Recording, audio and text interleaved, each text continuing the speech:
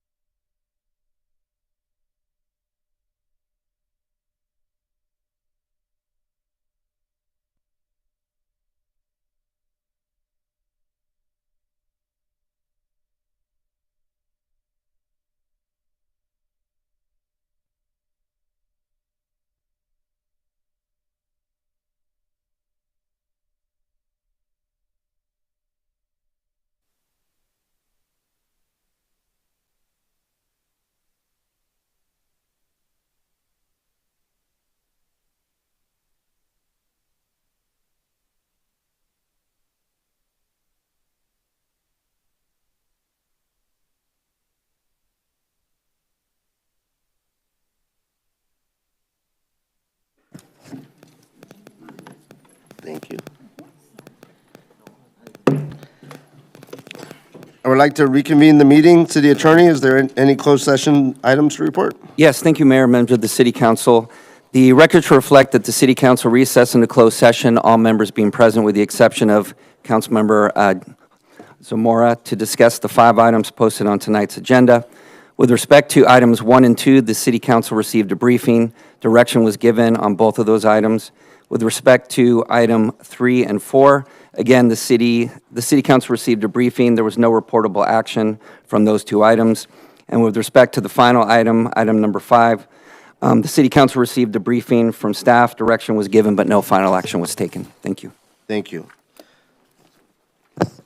Now we'll now continue with the rest of the meeting. I would like to call upon Cindy Jarvis to lead us in today's invocation, please.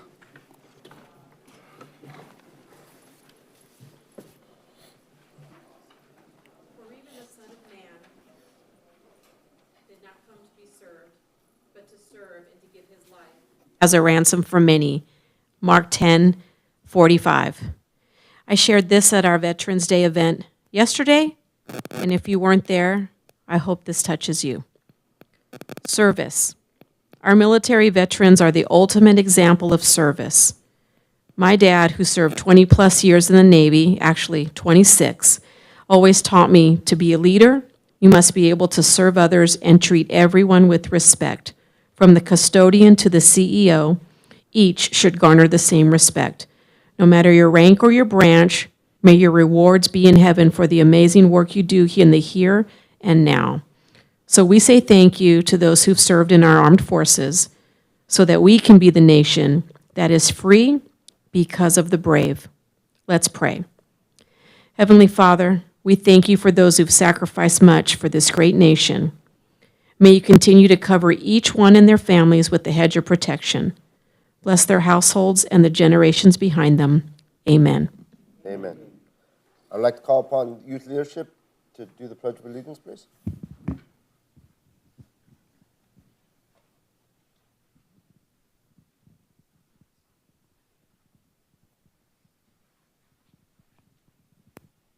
Place your right hand over your heart.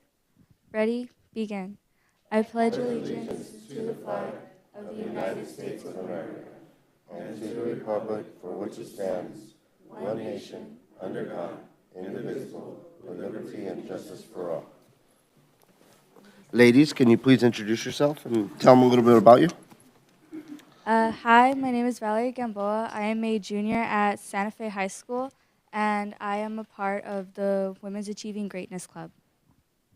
Hello, good evening. I'm Michaela Oliva. I'm Vice Chair of our Youth Leadership Committee, and I'm also a junior at Santa Fe High School. I play tennis, and I'm also involved in the Women Achieving Greatness Club. Hi, my name is Angelica Gamboa, and I am a freshman at Santa Fe High School, and I play tennis and crochet. Hi, my name is Valeria Corona. I'm a junior at Santa Fe High School. I'm in tennis, ASL, and in AVID as well. Thank you, ladies.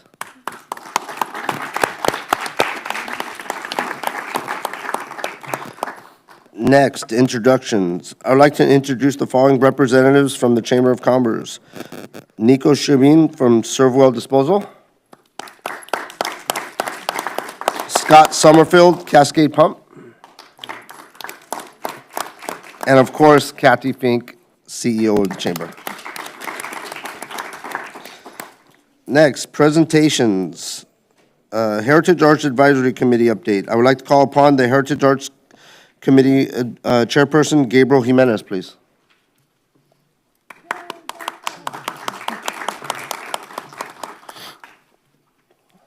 Good evening, Honorable Mayor, members of City Council, and community members. Nice to see you all here tonight. My name is Gabriel Jimenez. I'm the chairperson for the Heritage Arts Advisory Committee, also known as HAC. Tonight, I have the pleasure of reporting highlights for the HAC committee. The HAC is a committee of 9 members who advises and makes recommendations to city staff, City Council, on the Heritage Arts and Public Places program. This past year, the advisory has been busy with the following projects. We provided recommendations to the success of the 2024 Art Fest event held this past April, which had the highest attendance of 6,100 participants, more than any year of the Art Fest.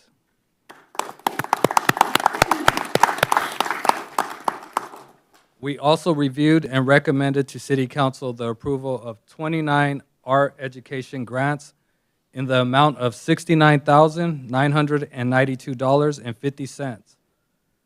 That was the most applications received by schools and the highest amount awarded.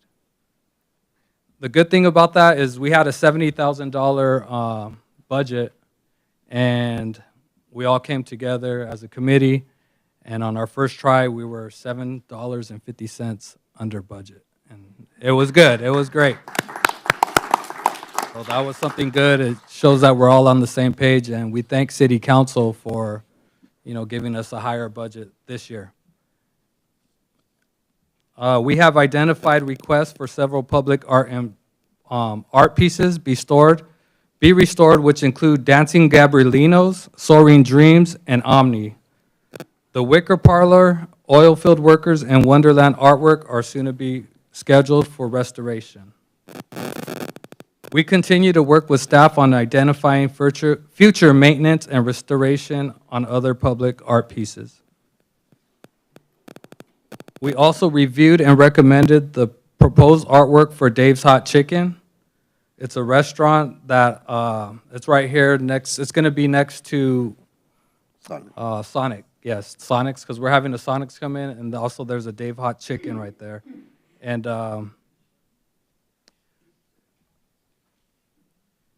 so what we did was we approved a mural that they're going to do for the inside of Dave's Hot Chicken.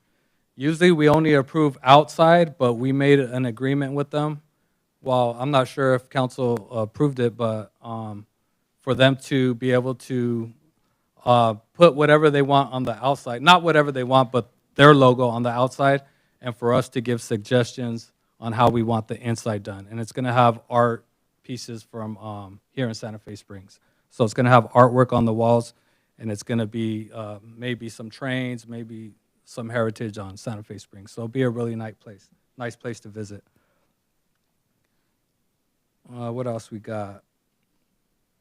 Oh, and finally, we received a public art application submitted by Raising Cane's Restaurant, which is on this evening's council agenda, and our committee will continue to provide recommendations for 2025 Art Fest, which aims to allow local artists to exhibit artwork and allow the community to participate in an evening dedicated to celebrating the arts.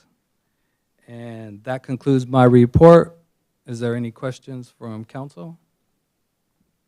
Any questions? No. Thank you, Gabriel. Questions? All right, thank you. Thank you very much.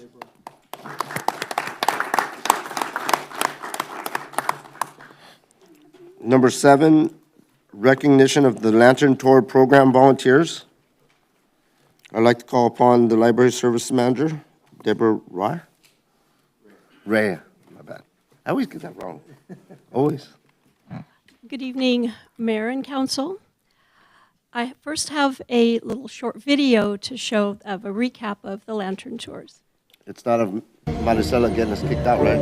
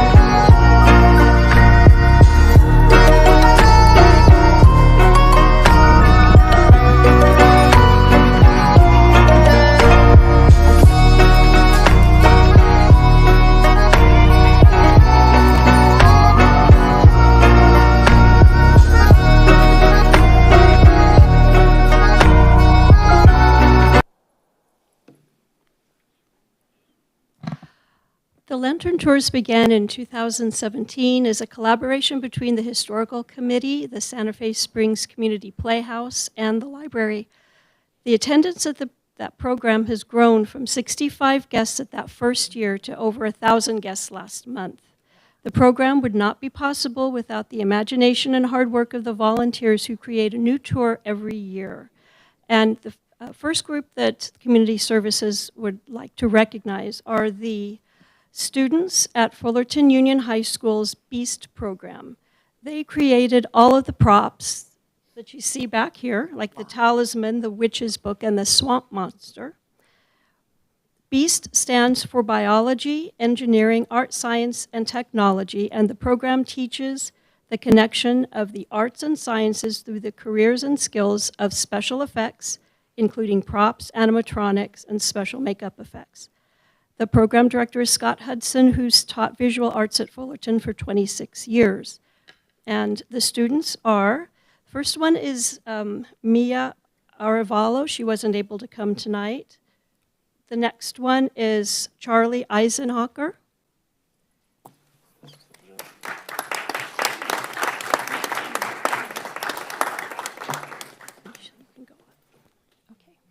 Well, I'm sorry, I'd like to ask the committee members from the Historical and Community Preservation Committee to come up. Stay right here.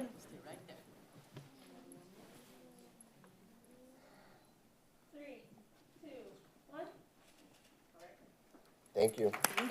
You can go, yeah. Yeah.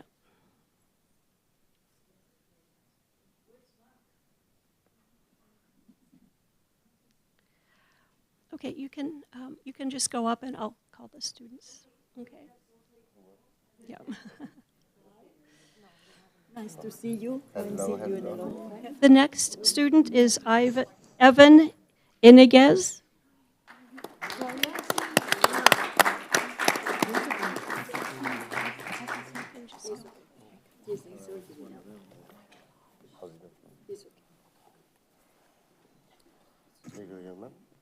Thank you very much. Thank you. 3, 2, 1. Thank you. Thank you. Good job. The next student, Edlin Okoa, couldn't be with us tonight. The next person is Evie Ryder.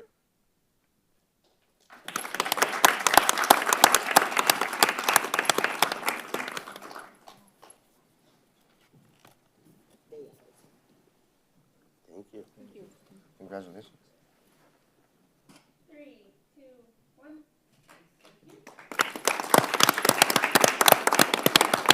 Next is Isabella Savage.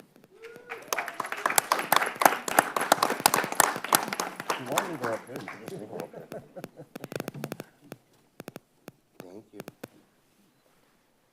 3, 2, 1. Thank you. And Benjamin Villalobos.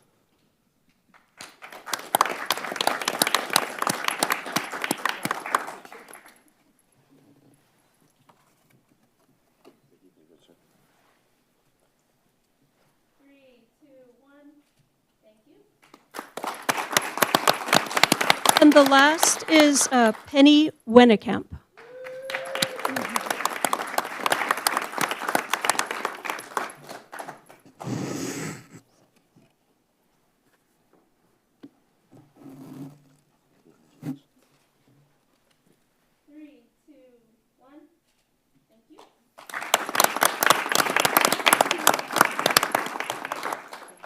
You can come back up for your group picture.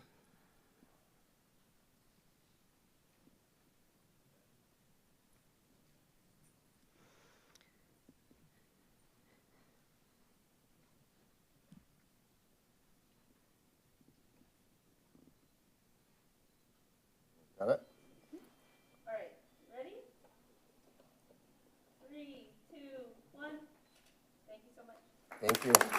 Thank you very much.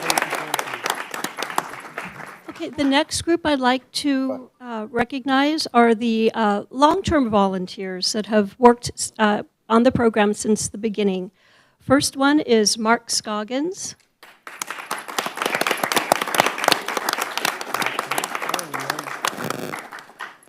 Mark is a longtime member of the Historical and Community Preservation Advisory Committee and former member of the Community Playhouse.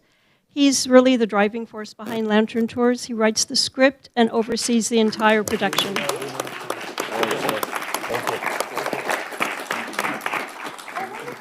ahead, you gotta take a picture. All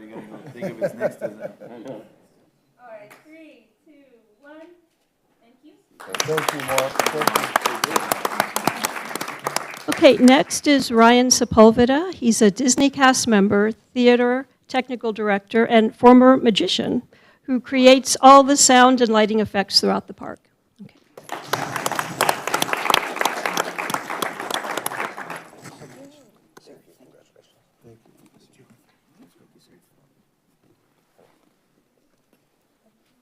Three, two, one. Thank you. Thanks. And next is Renee Sepulveda. Oh, sorry. Renee wasn't able to make it. He is a retired Air Force veteran and former theater and technology teacher at Mater Dei, and he runs the audio effects. Another person that wasn't able to make it, Elaine Hudson. She's a retired social science teacher and former Disney cast member in attractions and facilities. And we would really like to thank them for all of the hard work that they've done throughout the years. And we hope to see you next year at Lantern Tours. Thank you. Thank you. You got this, eh? Just Mark, there's no words to describe what you do with your cast, with your volunteers. It's one of a kind. I mean, it's every year gets better and better, and every year me and Maricela gets more scared every time. But just to see, like I said, I remember your first one, it was small to where it is now. I mean, this is something that you started. I could just imagine what you created, and what else could you create? So think of what else you can create, and I think we'll go ahead and push and have it done here. But thank you so much, especially all the volunteers, all the young kids that were here. Thank you so much, and we look forward to it every year. Thank you. Thank you, Mark. Anybody else? All right, next, California State Library Best of Show Santa Fe Springs Award. I'd like to call upon Director of Community Service, Maricela Balderas. Thank you, Mayor. I'd like to ask Karen to come up to the podium, please. Good evening, Mayor, members of the council. So at our August 6th council meeting, I shared with City Council that Heron, who's our program coordinator at the library,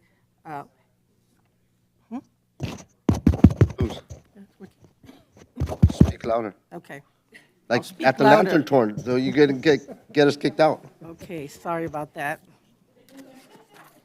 Except my mic seems to be shorter than everybody else's, but that's okay. Anyway, so I had reported at the August 6th council meeting that Heron had, who's our program coordinator at the library, had received the California State Library Public Relations Excellent Award in the Wild category for Jóvenes Creadores program for libraries with a budget of under $10 million. And every year at their annual conference, the California State Library, they award the Best of Show, which is the highest distinction to the top overall library entry, recognizing exceptional creativity, impact, and execution.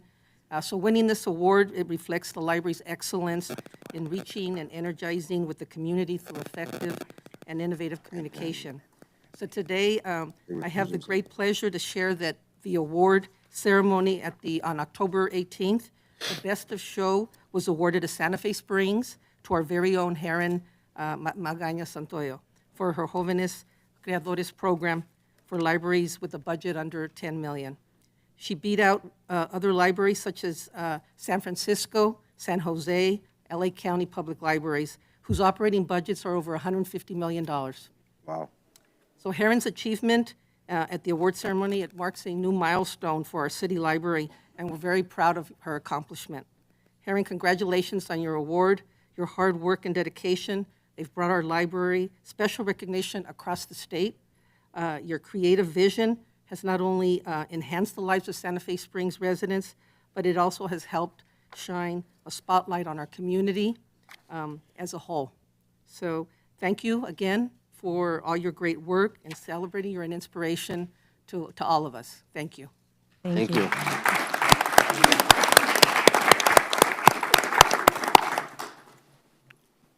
Good evening, everyone. My name is Erendira Magaña, and as I am a community services program coordinator, as well as the current instructor of Jóvenes Creadores, a sculpture workshop for teens.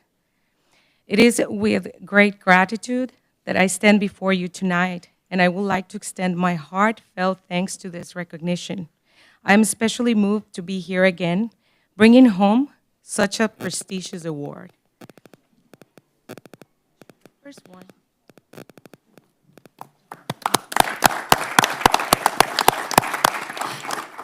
This one was granted to us by the California Library Association. And as many of you recall, just a few months ago, our beloved Santa Fe Springs City Library was selected as one of the top 10 library proposals in the state of California. As a result, we were proud to be honored with the PR Excellence Award, which recognizes the highest quality efforts of California libraries in promoting and communicating their message to the public. Specifically, we received the award in the wildcard category for libraries with a budget under $10 million. This recognition is not just a reflection of our library's effort, but also of the dedication and passion of everyone involved in this program. I am truly honored that among the many libraries in the state, including Palos Verdes Library District, San Jose Public Library, San Francisco Public Library, and Los Angeles Public Library, to mention some of them, the Santa Fe Springs City Library was named the best in show. And this is an achievement that we all share, and that speaks to the commitment of the entire team.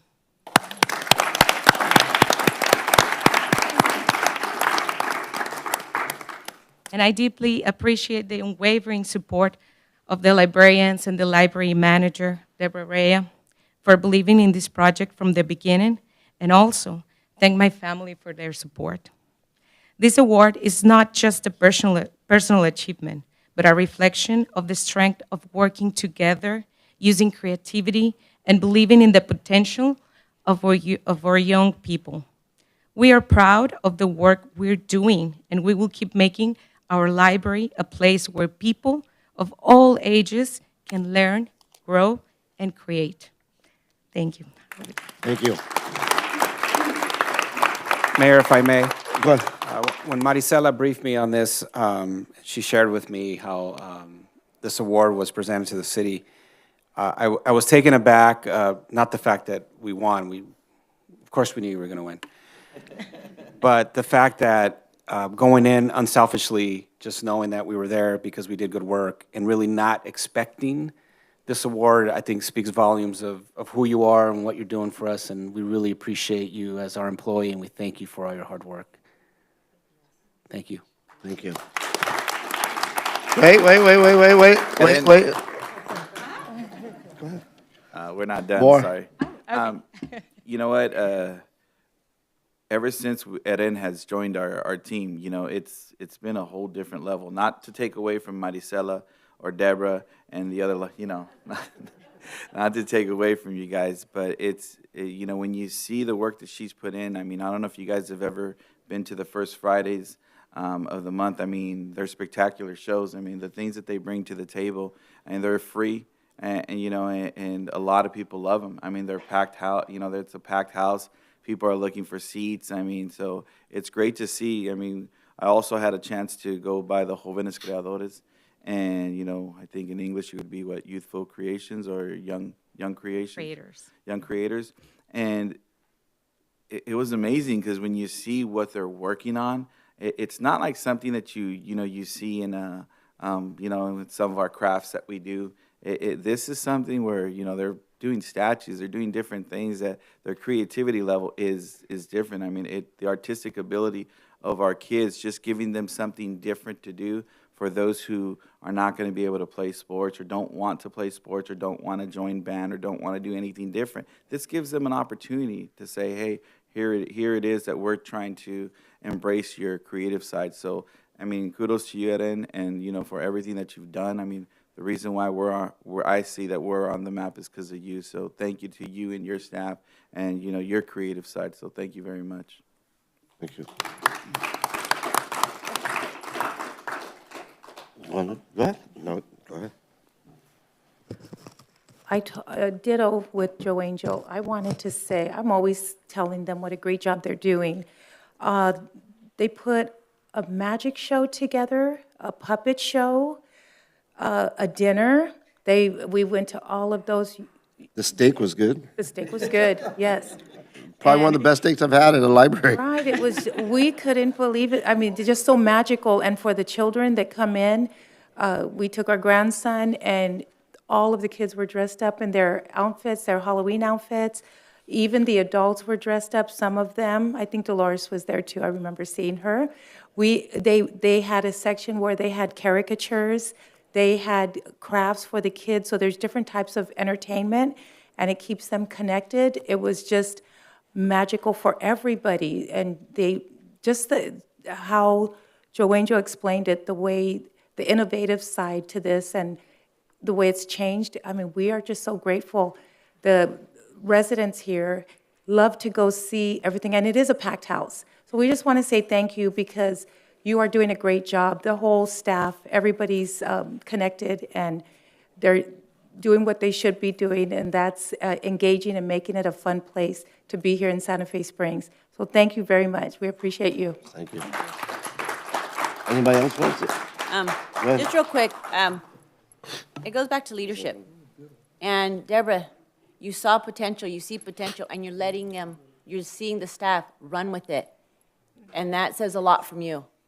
It does say a lot from your leadership that you see what you have and you're allowing them to do it, and it's growing. I mean, it's going back to the library back in the day. I mean, us when we were little, we didn't like going to the library because it was scary. It was a scary place to go. If anybody remembered Mrs. Fliegelman, no, if you remember Mrs. Fliegelman, you knew you were afraid.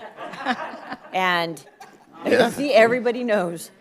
So thank you for making it so warming. And I said for your staff and what you're doing. I saw you running all over the Lantern Tour.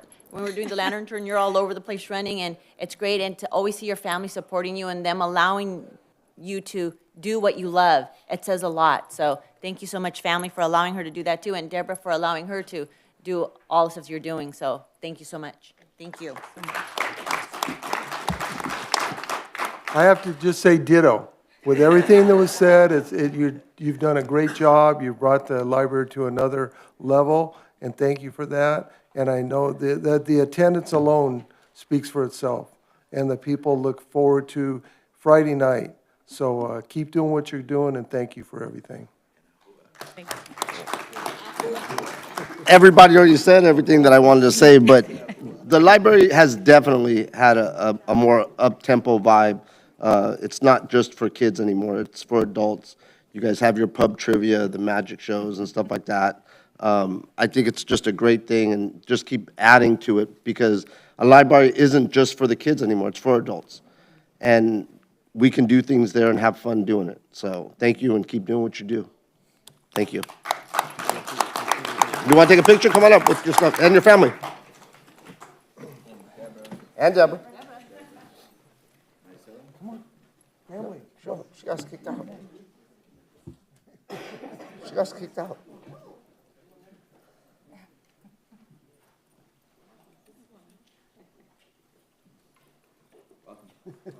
Welcome. Welcome. How you doing? Very nice to see you. Thank you. Wow, lady.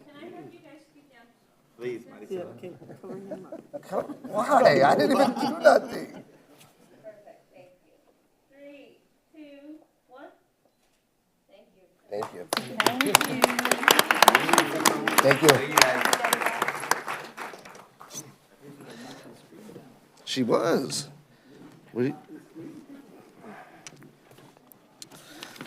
Next, changes to the agenda. Mr. Bobadilla, are there any changes? Mr. Bobadilla? No. Bueller? Bueller? No, sir. No, All right, public comments, non-agenda, non-public hearing, agenda items. Public comments are now open. The public may address the city council on a non-public hearing item on the agenda or any other matters within the council's jurisdiction. You have the opportunity to speak for 3 minutes. Once the deputy city clerk announces your name, Deputy City Clerk, do we have any members of the public wishing to speak? Yes, Mayor, we have two people wishing to speak. First, I'd like to call upon Janie Aguirre.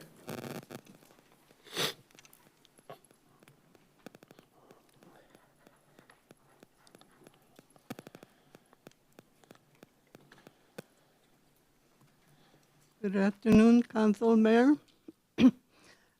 Jay, I know I'm getting ahead of myself, but I know that you're leaving us eventually, and we're gonna miss you. You have done a wonderful job for our city. Thank you. And I appreciate that. You made a decision to leave us, but even though we're gonna miss you, you made the right choice for me with your children, and that was a good choice that you made. But you have done so much for the city, and not only for the city, but for me personally. You have been there for me. You have been a friend.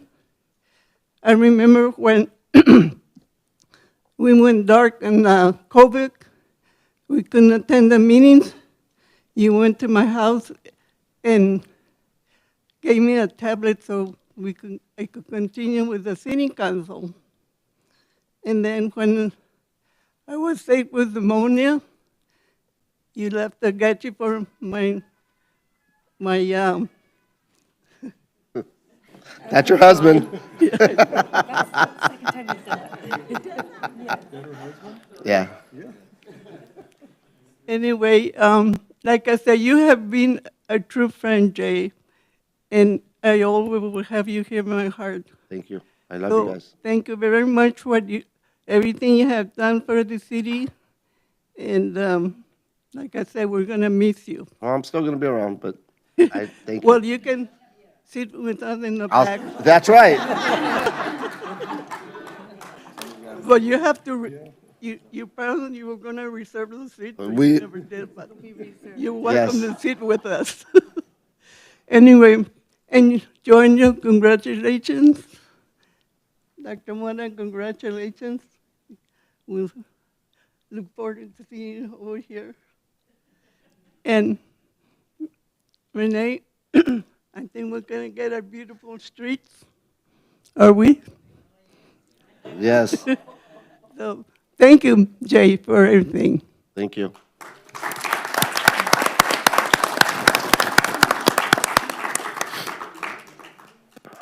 Next, Mayor, I'd like to call upon the Santa Fe Springs Women's Club.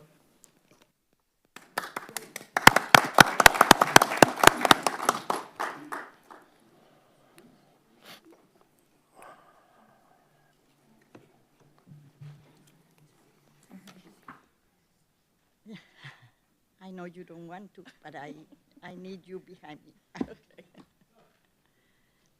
Good evening, Mayor, Council, community members. In the name of Santa Fe Springs Women's Club, we are here to invite you to our holiday boutique that is coming up on November 21st. We are hoping to have a very successful event like we do with every single one that comes along.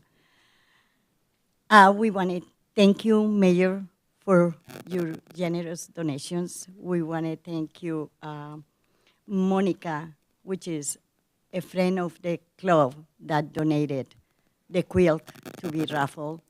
We want to thank you, Dr. John Mora, for your generous donations. This way, and with the support of all the community, we get to have our event. So everybody invited, remember, November 21st. It starts at 9 in the morning and it goes until 3 p.m. We will have pulled pork sandwiches, we will have albondiga soup, we will have sweets and refreshments. So stop by, everyone. Oh, and we will have, all the vendors that will be there for the Christmas shopping.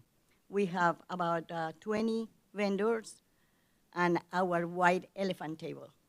So Nice. everybody invited. I'm gonna pass some. Yeah. flyers. Wanna help me? Okay, here.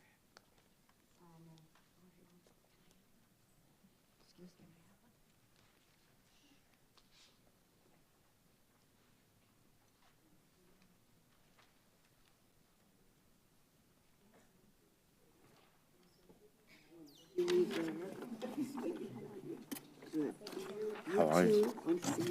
Thank you.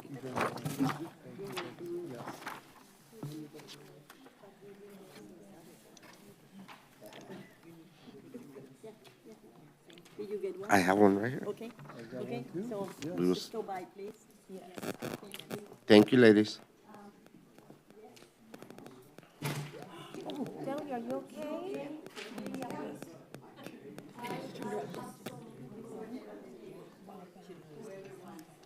She's all right.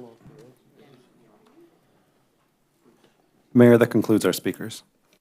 Thank you.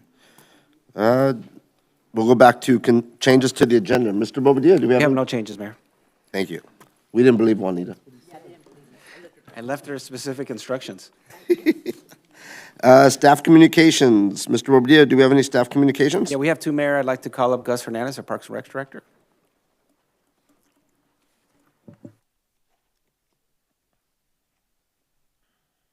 So good evening, Honorable Mayor, members of the City Council, and community members. I'm here today to announce the tree lighting ceremony, which will be held on Saturday, December 7th, here at Town Center Plaza from 4 to 9 p.m. We plan to light the tree, which we've been watering all year. So it's going to grow about 4 feet. We're going to light that up about 5:30. We'll have some snow sledding, crafts, live performances from all of our local talent from our local schools here.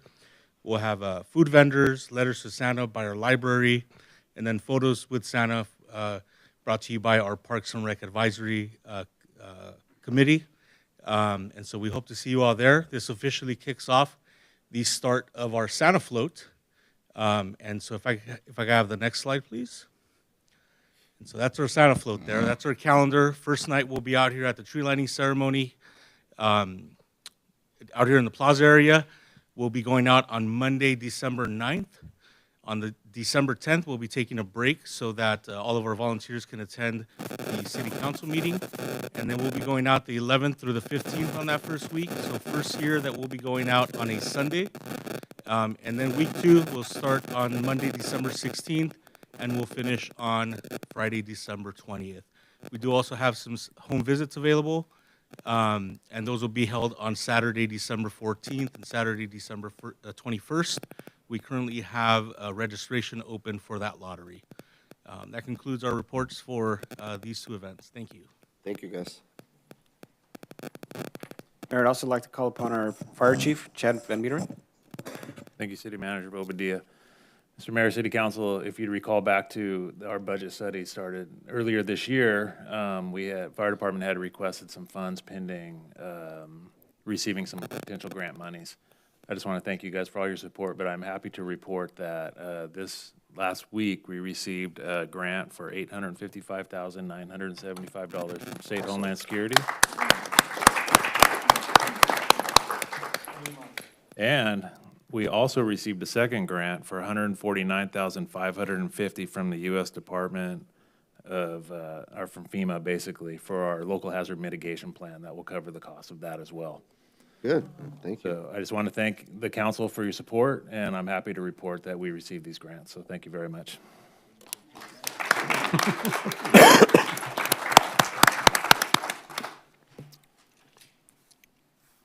That's it.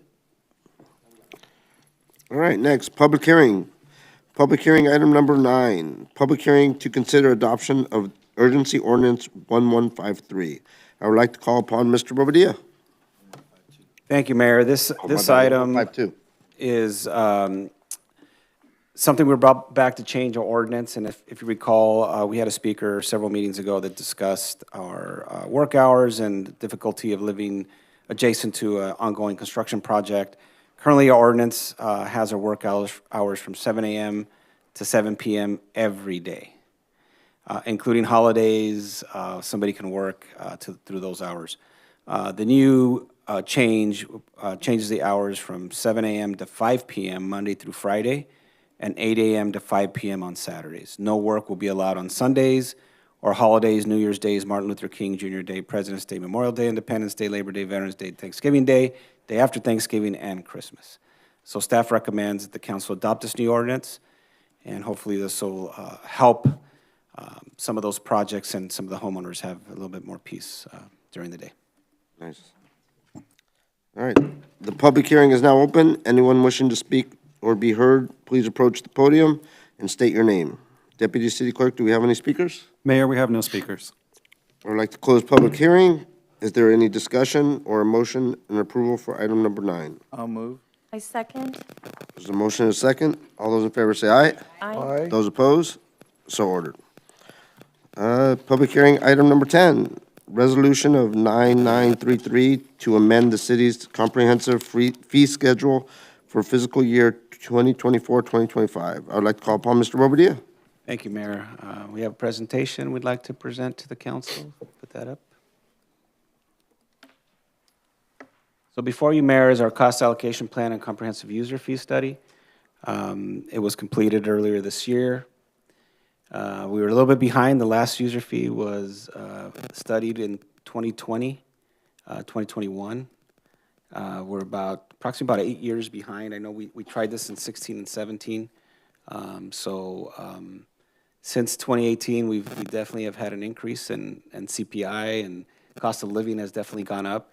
And mind you, when we charge fees for whatever we charge fees for, whether it be for a service, a permit, park fee, a rental, it really is just to recover our costs. We're not a for-profit, so we don't generate revenue. It's really to just recover our costs. And over the past years, we have definitely fallen on the wayside of that. We have not recovered our fees for service. So we conducted the study. We hired RCS. They were the specialists that we hired to do the study. And they used the best practices to look at all our fees that we charge throughout the city for various things. We met with all the council members and we received feedback. And before you, Mayor and Council, is the study that has all the input and all the information that was requested. The consultant identified about $1.6 million in potential recovery fees for the city. And also it comes with an adoption of a user fee policy. So I'll turn it over to Lana, and Lana will kind of walk us through this, and then we'll have Gus kind of talk more in specific about fees. Lana. Hi, sirs. I would like to ask you, why do city conduct fee studies? So in order for us to conduct fee studies, we want to obviously improve our cost recovery. We want to make sure we get our fees back that what we charge. We want to be able to add and remove and redefine user fees depending on how we use them. This process did require legal review, so our attorneys had to look at it to make sure that we could charge fees. A good example are facilities that have grant funding. If there's a facility that we used a grant to maybe refurbish it, build it, or run a program in it, we cannot distinguish fees. It has to be one fee in it. And one of the things that came up in these conversations was a resident fee versus a non-resident fee. But for fees that we have grant, or facilities that we have grants on, we cannot charge a tier fee. It has to be one fee. But confirming the cost recovery and evaluating the market demand was what we did. So Lana, I'll pass it over to you, and you could take it from there. Thank you, sirs. Good evening, Mayor and Council members. Before you is the method that was used by a consultant to come up with the fee study. First, they come in and ask for a list of fees and identify the cost of service that we provide to customers, whether it's by tax or by recovering fees. Then match those with the current cost that, as the cost that they utilized was fiscal year 23-24 data, was 1 year behind, but it's matching with that and came up with a list of fees before they come up with anything that they come by to recommend to the city councils and staff. They met with department staff and allocated time and costs that providing to each, and allocate that and match that with the fees to see whether we're behind in costs, how we go about to recover them, and then calculate the full cost of recoveries. And let me just add to Lana's point, not all fees and the calculations are to increase fees. In some cases, fees went down. Yes. Based on the analysis. So I just want to be clear, not, when we do these analyses, aren't just to increase fees, it's really to look at the fee in general and see if things have changed where the fee either goes up or goes down. So there's a couple of propositions that passed throughout the past years that prevents government agencies to make money or recover more than the cost of providing these services. Proposition 4 in 1979 defined that fees limit to the actual cost that providing those services, except from rent and fines. And Proposition 218 in 1996 that limit on creations and update properties related fees. The last one was Proposition 26 in 2010, identifies that fees must be for the service directly benefit those that pay those fees. When the consultant come up with fees, there are two types that they identify.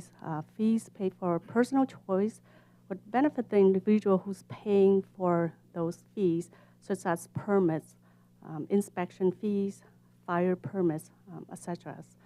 Whereas tax paid by the community support, that for community support services that benefit the community as a whole, those are free from charge that mostly are 100% subsidized, such as patrols, fire suppression, street maintenance, park maintenance, co-enforcements, and so forth. So cost is incurring. The question is who should be paying for those fees?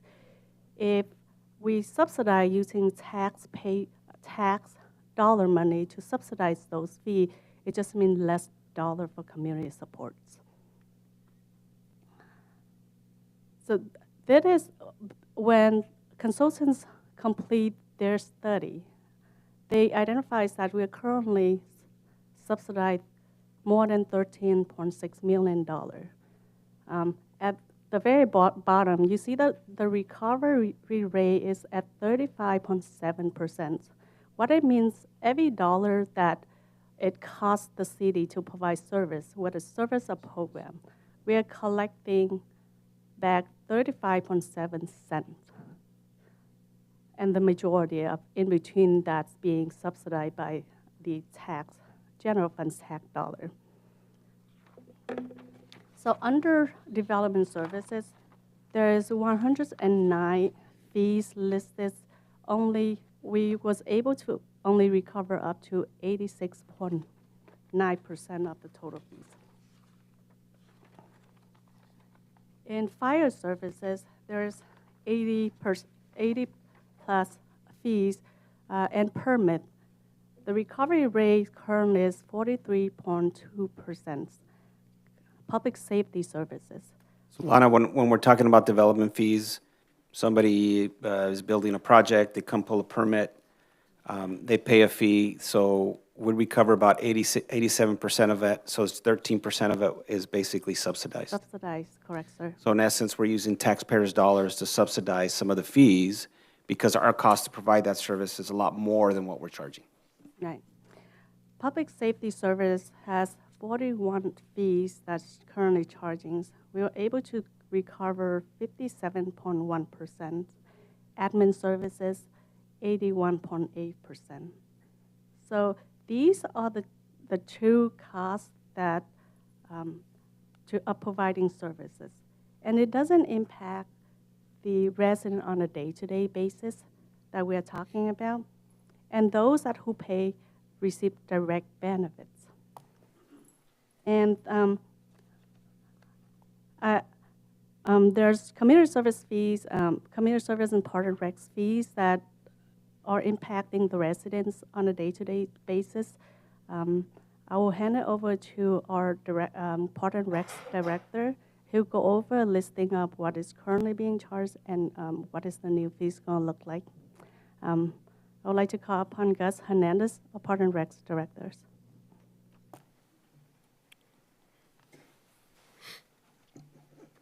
Thank you. Good evening once again, Mr. Mayor and members of the City Council.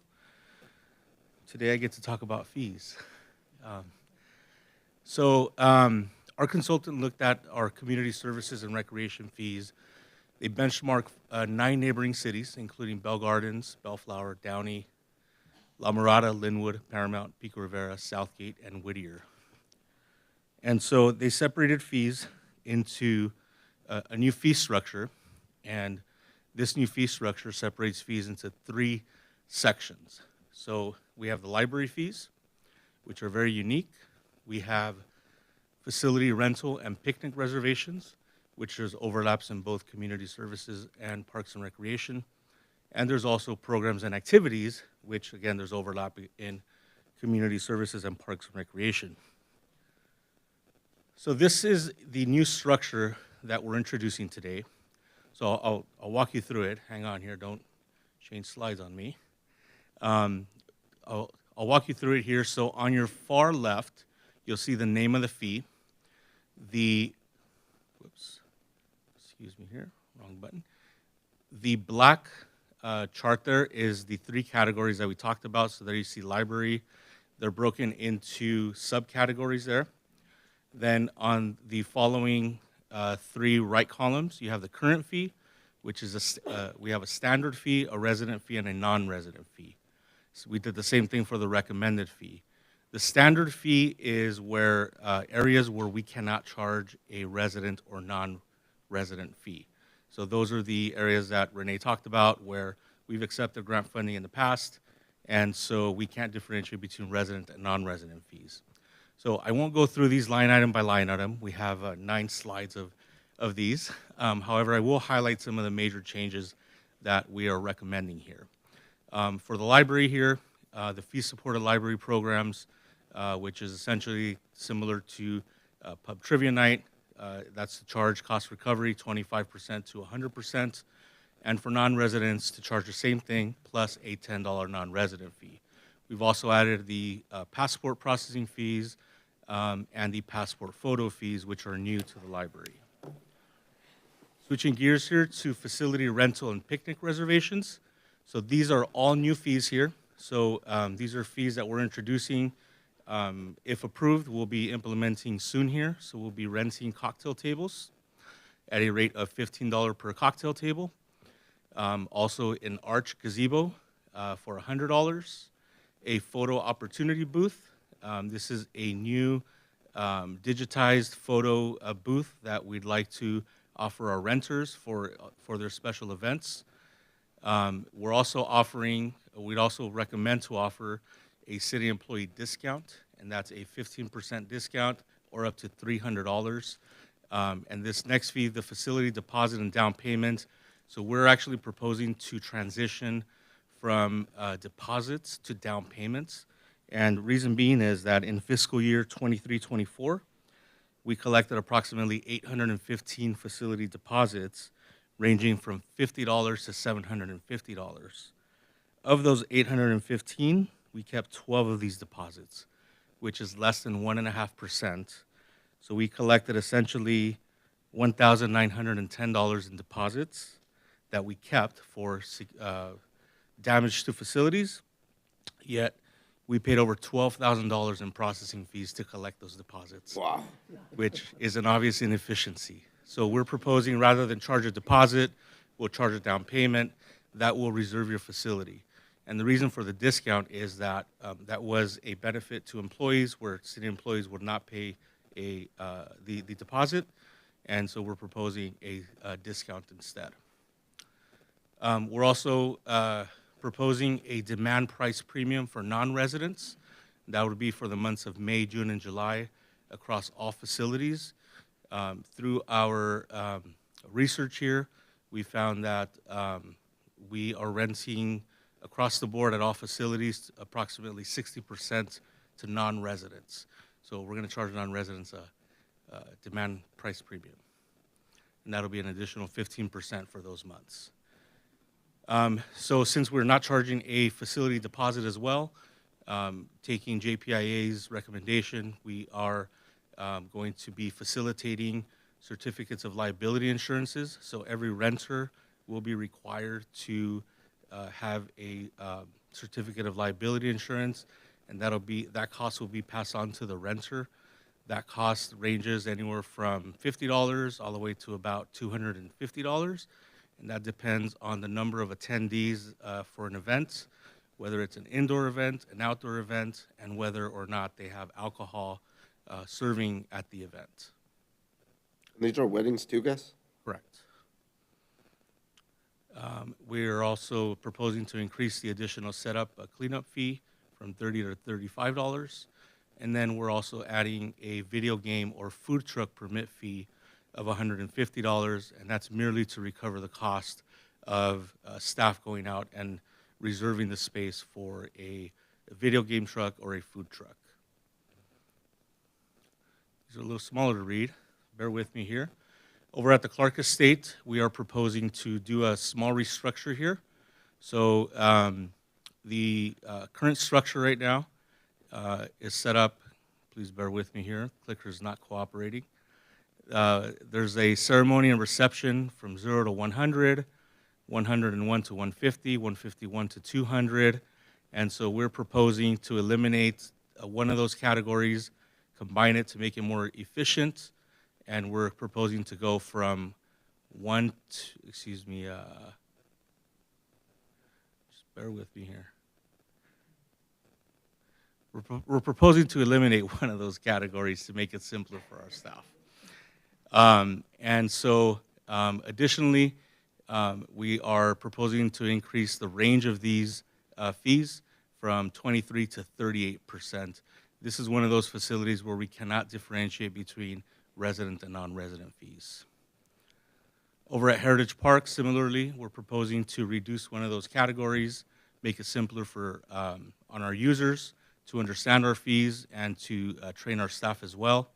Here at Heritage Park, we're proposing increases from 22 to 38%, and for residents, we are proposing a 20% discount throughout the entire year. So at the highest price over at Heritage Park, currently the highest price over there is $3,500. We're proposing to increase to $4,500 across the board. However, with a 20% discount at $4,500, that equals $900. So residents will only be paying $100 more than what they're currently paying right now. Town Center Hall, similarly, we're proposing increases that range from 11 to 15% for residents and 20 to 48% for non-residents. Gus Velasco Neighborhood Center as well, another one of the facilities that we can't charge a non-resident fee. We're proposing increases that range from 22% to 48%. Same thing at the Betty Wilson Center. Can't differentiate between those non-resident and resident fees. The Little Lake Park Meeting Room is another one of those facilities that we can't differentiate fees. And then the park-covered picnic areas, we are proposing some small increases to the residents, but larger for non-residents as well.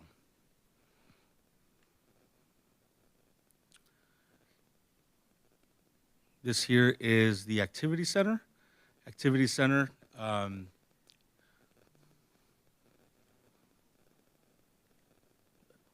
soon as this clicker works here. Activity Center, we are proposing some small increases. Next facility there is the Aquatic Center. Aquatic Center, we are proposing some additional fees for picnic rentals. And then for athletic fields, we're proposing $10 an hour per field for athletic fields and $5 an hour for $5 additional per hour for lights. On the programming side here, on older adults, most of these fees stay the same. for residents. For non-residents, the exercise classes do increase from $3 to $5. And then the senior the community senior ball, which has been held over at the city of Commerce. It'll be $5, same fee for residents, and then at whatever our cost is for non-residents. For notary services, stay the same. For recreation activities and programs, we're proposing to increase swim lessons across the board for resident and non-residents, with non-residents bearing more of the increase. We, over at the Aquatic Center, we are also proposing a discount for all of our older adults and for veterans as well. These are our 5K fees. The 5K fees, we used to have early bird registration and then regular registration rates. What we notice is that when we increase fees, that's when our participation and registration tends to go up right before those days leading up to that increase of fees. So we are proposing a different structure here where we increase fees a couple of times before the actual race day. And then for special events, the top part is the art entry fees. That's the submittal of art for the Art Fest. Those fees remain the same. And then the bottom portion there is vendor fees. So we've differentiated between small events and large events, and we are proposing vendor fees to increase across the board for that as well. And I'll go ahead and hand it back here to our quarterback, Lana Deesh.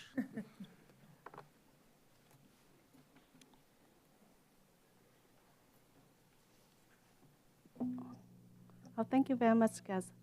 That wrap up our presentations. We can take questions if there's any questions. Any questions, discussion?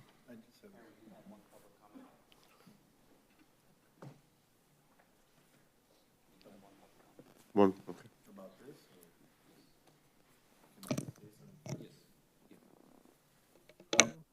I just want to thank the staff, for putting this together. I know that we've all sat and talked about this for, some time, and just, the fact that we made the changes, trying to see how we can take away the burden from, the residents and, the taxpayers. It's difficult to do because you're trying to raise the fees and raise the rates because of cost of living. So I know that sometimes I'm glad that they gave the statistics that we have, 60% are non-residents. And the difference is when residents use our facilities, they go out of their way to clean up. Like, they really don't leave the staff with really much work to do, which is awesome, which we all love that. But when we get non-residents, they really don't care. They really don't care how they treat our facility. They could be renting Town Center Hall, but yet they're over here by the fountains. They're in all different areas, and so it makes it real difficult. And, if it's the Clark Estate, if it's any other areas, they just don't take pride into our city. So I'm glad that we finally made these changes. I'm glad that there is a discrepancy and there's a difference between what our employees will, the rate that our employees will be charged and our residents. So I hope you guys do understand and see the value in that. So we do value our residents up here. So thank you guys for this tremendous work. I just have one question. I don't know if we could bring the slide back up for the use of our facilities for funerals, because I know that glanced at it, it looked like it was a pretty drastic increase, and the facilities are normally used for our residents, and it's a trying time for them.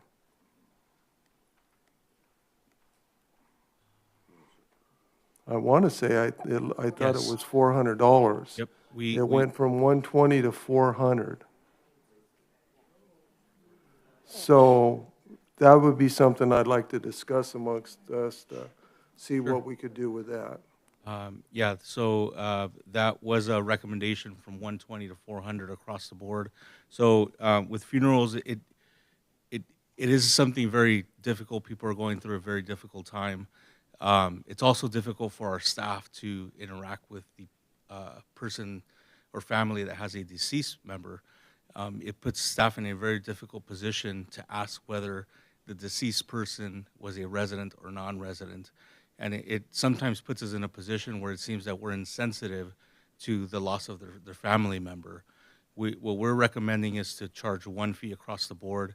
We do know that the majority of the funeral receptions are residents or family members of residents. However, we are open to differentiating between a resident or non-resident if the council would like. Yeah, I would like to, myself, like to see the fee reduced quite a bit for our residents, because what if we have a resident that's been here 60 years? And, you know, I think that's an exception, or. And would that fall under the insurance also? So they're gonna pay $800, $600 to. That, if they don't have alcohol, that would be a minimal charge for insurance. However, if they do have alcohol, so in the past, we were charging a fee of $160 for a public safety officer. We're no longer charging that fee as well. So that cost would offset if they do have alcohol in their facility. That's what funeral services at these facilities, could they be tiered? Can we do a resident, non-resident fee? But aren't they normally done also when we have employees there already? Correct. Yes. So we can maybe. Those are, The council's amenable, we could keep the fee we have or slightly increase it, and then create a non-resident fee to the recommended rate for non-residents. at the facilities that we can, of course. And it wouldn't be, I mean, I know it's hard to get, information, but I think if it comes down to a price, guaranteed they're gonna give us information real quick. Sure. If it's, non-resident or resident. So you guys want to change the $400 fee to, or you want to separate it? Well, the 400 could be for non-residents. Yes. And the non-resident. 120 for, And keep, or, I mean, you could raise it to 150. 150 and 150 and 400. Make that change, Duly please. noted. And, I mean, I know for alcohol, when it comes to funeral service, I know that they're just, I mean, I don't know if they, we really got to look at that, especially for a funeral. I mean, I don't know, because it's just a time for the families to be together. And I think maybe what they're probably looking at the alcohol by having somebody, we just don't want the difficulties of family members probably, going overboard, and then it just makes it difficult for our staff. So, I mean, maybe if we cut alcohol in general when it comes to funeral services, I mean, that's something we could probably look at too. So we don't have to worry about that 160 fee and just to let everybody know, hey, this is what we're trying to do. I don't know how you feel about that, because I think the 160 is just more about, when it comes to our police service center. So I don't know how you. no, the 160, they're not doing that no more. No, I know, but they're adding that. They're adding the insurance. Insurance. The insurance cost would go way down if there was no alcohol. Yeah, when there's no alcohol, the insurance goes. Yeah. Yeah. I do have a question. For the fees for the softball, is when they have tournaments like at Little Lake and stuff, is that charged by the hour as well, or by a tournament, like for? Per hour, per field. Okay. Yeah, and if they have lights, we charge additional fees for per field, per hour as well. Okay. So I guess what the other side of the question is, if somebody's gonna have a tournament and we're charging a per fee hourly rate, but then they're making 100 times that amount, there is no recovery fee on that, right? No, it's just whatever the hourly fee is. And maybe that's something we should look at, because in other cities, what has happened, and probably in our city, there's individuals that have been renting our fields, and they're actually renting them out to other people. And so, maybe that's something we have to look, if it is some kind of tournament, to maybe charge, and we get some kind of, return on what the whole cost is of what they're charging each team, and instead of it being an hourly, then it turns to. So if it's an organization that doesn't have an agreement with us and they're gonna have a tournament with us, we could have a tournament fee associated with the hourly fee. Right. And if the council's okay with that, we can kind of look at that off dais and maybe include that. If it's kind of insubstantial, we can do that without I'm having to okay bring it with back. that if you could. Yeah. We'll look at that. Can I get a motion for approval of item number 10? Oh, public comment, sorry. I'd like to call up Julia Emerson.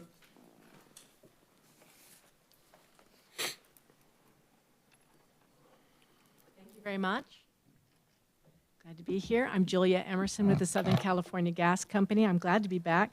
And thank you for bearing with me. There was a bit of traffic. Actually, there was a SIG alert. I'm here just because on the fee schedule, we did find something that we think could be a concern, maybe needs a little correction or a little attention.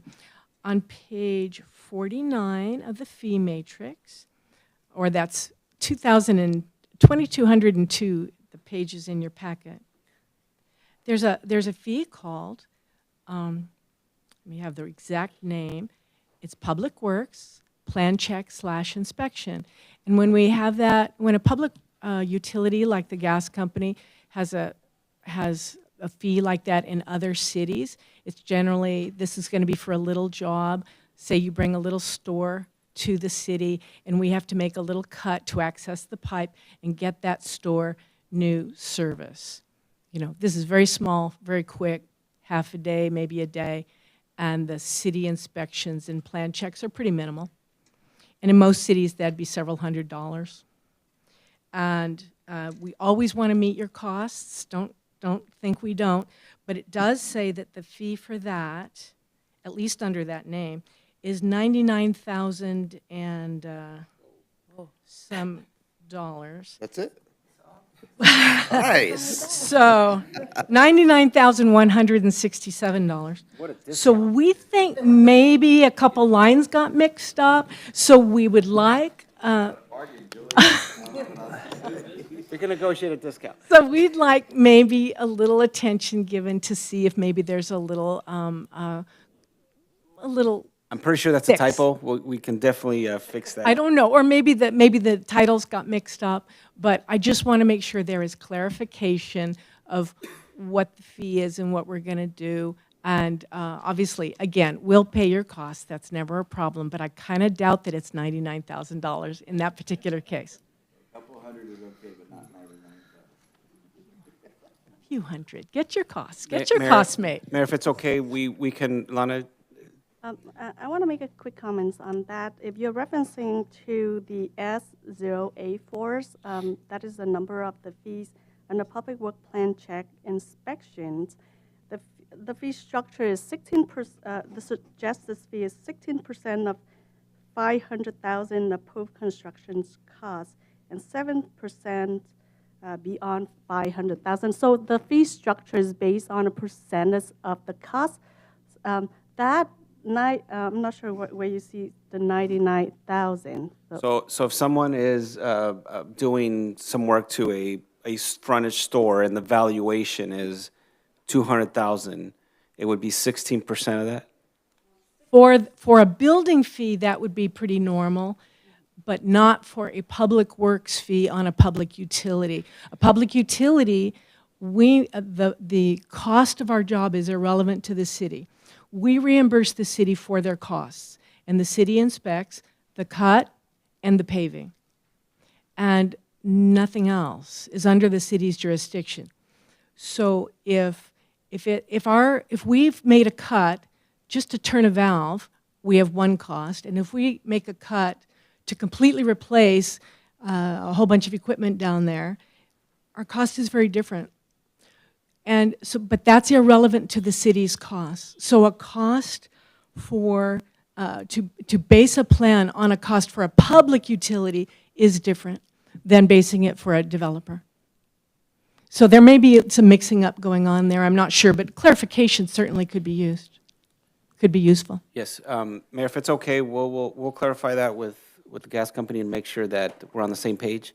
But That sounds lovely. yeah, we should only be charging exactly what you said for inspection of the cut or any work done Paragraph on fees. city infrastructure or city right-of-way. Thank other you. than that. And you've always been good with us. No complaints. Thank you. I'm just sure it's a small thing we can fix. Thank you. Thank you all. Thank you. So can I get a motion for approval of item number 10? I'll move. I second. There's a first Mayor, and if a we second. could, if we can close the public hearing first. Oh, my bad. Close public hearing. I have a motion and a second.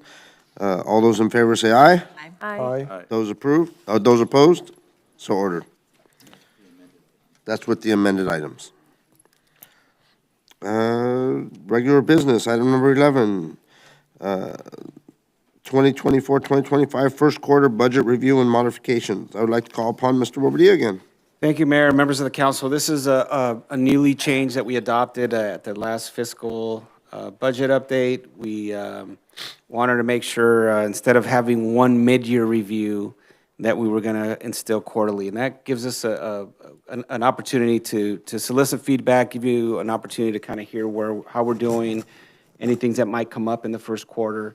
It gives us an opportunity for some early intervention if we have to change course on our budget. And it also helps us provide you information of what we're hearing, what's happening, and then it motivates us all to stay on our toes and make sure that we're keeping track of how we're spending our money and making sure we're following the council's goals. So before you is our first quarterly budget. We will bring you 3 more throughout the course of the fiscal year. And we're really excited to bring this to you. Next slide. Lana, it's all yours, numbers. Thank you, sirs. Bear with me, there's a lot of numbers in this slide. So I'm very honored to bring to you the first quarterly updates, I believe, in the history of City of Santa Fe Spring. There's a couple of things that we're currently tracking for the first quarter and compared to prior years is inflations. We know that inflations have been moving toward the 2% that the federal targetings. However, we haven't seen a slowdown in costs. The price of providing service, the price of operations continue to, we continue to see rise in those areas. Federal Reserve rates had cut 75 basis point. During the September's meeting, there's 50% points that was cut, and the additional 25 was cut in November 6th. Unemployment rates had moved down. We have seen it slowing down to 6.7 up September of 2024. There's a couple of things that out there, such as war, that's continue to create issues and uncertainty to the futures of purchasing powers. And we see shifting in consumer behaviors, and they're very unsure. We see sales tax went down by 6% and compared to the same quarter of last year. So we're moving into the next couple quarter and next year. These are a couple of items we'll continue to keep our eyes on. Before I go into the quarters, we'd like to bring back the fiscal years and overview. For the fiscal year 23-24, we're currently tracking $6.6 million of surplus after a 40% targeted reserve. I'll go into the detail of that a little bit. And for fiscal year 24-25, we're tracking $1.4 million of surplus.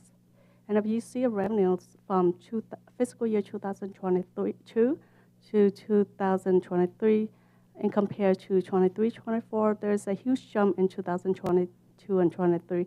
Just want to bring back a couple points why our revenue was so high during fiscal year 2022 to 2023.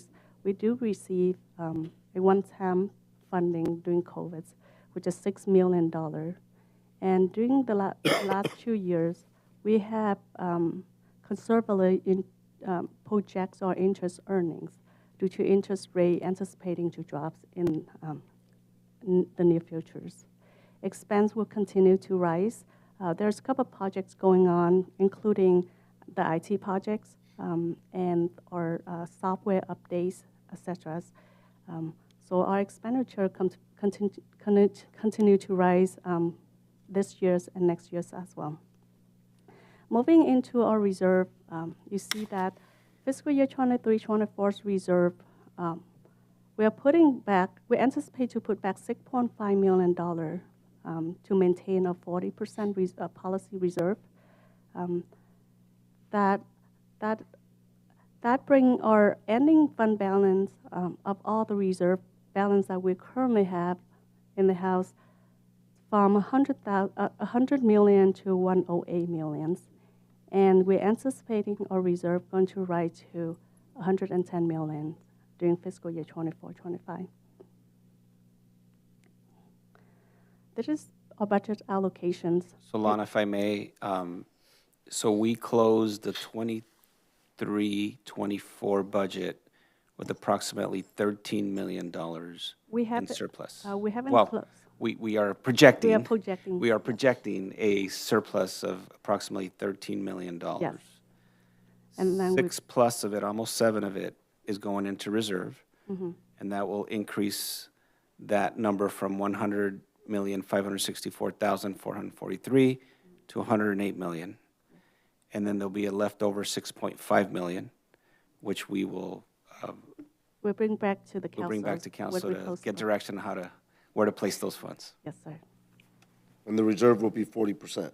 The reserve The first line item will on be at there, 40%, yes. that is with closing out 23-24, we anticipate that to be 40%. And I do want to emphasize, and Lana and the city council, congratulations. That is a big, big milestone to have a 40% reserve. That is a number that you don't see in many cities, and I challenge anybody to look at other ACFRs and cities and see what their reserves are. We have 108 million. Ontario has 800 million, but that's a big different story of what they've done over time. But congratulations to the city council for instilling those policies and making sure that you have money for a rainy day and you have them in place, and that's very, very important. We have the last bucket, which is unexpected events that we're waiting to rein in there in the near futures. This is a budget allocations. The first quarter, we see that our spendings are mainly, that is everyone's saying that July is government agencies' Christmas. So we get to spend all the upfront costs in July. We spend 40% of the total first quarter, which is $15 million to pay for unfunded liability, insurance, worker comps. Those are one-time costs throughout we won't see it until the next July. Payroll is currently, for the first quarter, we spend 25%, which is $9 million. Maintenance and operations, 23%, $8.5 million. We also spend $4 million in CIP. Even though we don't budget general funds dollar for CIP, we continue to see it spend throughout the years, and we bring those back for an update. Without the CIP piece, if you can see the right pie right there, that is how our current allocations look like with our budget's dollar. Payroll is 40% of the total budget, whereas maintenance and operation is only 41%, and one-time cost, a lot is 15% of the total. I want to congratulate the council and also James Enriquez and his team, Public Works. They've spent $4 million in CIP in the first 3 months of this fiscal year, which is fantastic. Hopefully you keep up that trend, James. But they're projected to spend approximately, 4 times 4, this year of CIP money to improve our facilities and our infrastructure. So congratulations on prioritizing our CIP. This is our cash flows, our working capitals. As you can see is that our revenues are coming by, depending on this, it's really seasonal. In November, February and May, we received the significant amount of property tax, and we spend between 7 to 9 million per month, except February. That is when we pay our debt services. So we're very consistent. We do have enough revenue to continue to cover all these costs. Our first quarter's cash receipt. We're currently at 20% of the total budget. Our sales tax is on target of 25%, a little behind in comparing to prior years. Property tax, we didn't expect anything until November, February, and May. Utility user tax, we're 1 month behind, mainly because of cash receipts delaying. Operating, business operations, we continue to see that in line with our projections. Vehicle in lieu tax, those come with property tax. Will come in November, the earliest that we'll see them. This is our sales tax month-to-month cash receipt.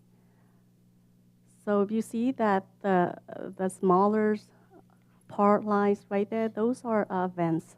We receive 2 events and then 1 true-up, meaning that they reconcile the books. The county reconciles on a quarterly basis. So they'll give us 2 increments, 2 months of events, and then the 3rd month will be a true-up, depending on what they actually receive. On the far right side, you see the total cash receipt in terms of category. We received 17.5% from the county pool, whereas they receive nearly nothing. And our significant sales tax come from the business and industries area, was comprised 53.5% of the total. And Lana, go back a slide. The county pool, I just want to direct you to that county pool line, which is 3rd from the bottom up. That is what we get, our share, proportionate share from the entire county. So 88 cities in LA County, we all share the internet sales, online sales. So it doesn't matter who has the most or who sells the most, we all share. So we get an 88th of it. About 8 years ago, that number was insignificant. It was like $20,000, $30,000, $40,000. And today it's $7.2 million to City Santa Fe Springs. And that's a quarterly number, Lana? That is the annual number. That's the annual number, yeah. So that's a big source of revenue that now has become very, very important for our cities. More we get from Ms. Rage. 0. This is our salary and related benefits. I mentioned earlier, we pay a significant amount of one-time cost upfront in July, which is our unfunded liability, $12.5 million. In compared to last year, we pay it on a monthly basis. The reason that we're paying the lump sum payment this year to save 3.4% of interest. And we determined that in comparing to what we earned, and with the 3.4%, it's beneficial to the city to pay it upfront at this point. Our payrolls and related benefits on an ongoing basis will be high by 20%, mainly due to vacancy. The council during June of 2024, you approved 228 full-time positions. As of September 30th, we filled 202 positions. So vacancy rate is about 11%. We projected that throughout the first quarter, we'll have a vacancy saving of about $1 million. In common practice, you see about 10 to 15% vacancy rate throughout a year.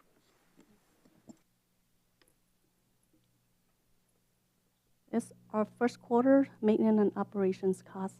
With this most significant piece of the pie is the WIDIA PD contract.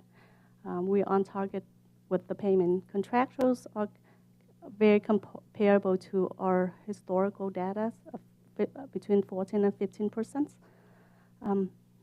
And we see a utilities and gasolines price or payments came down in comparing to what we pay in last year's.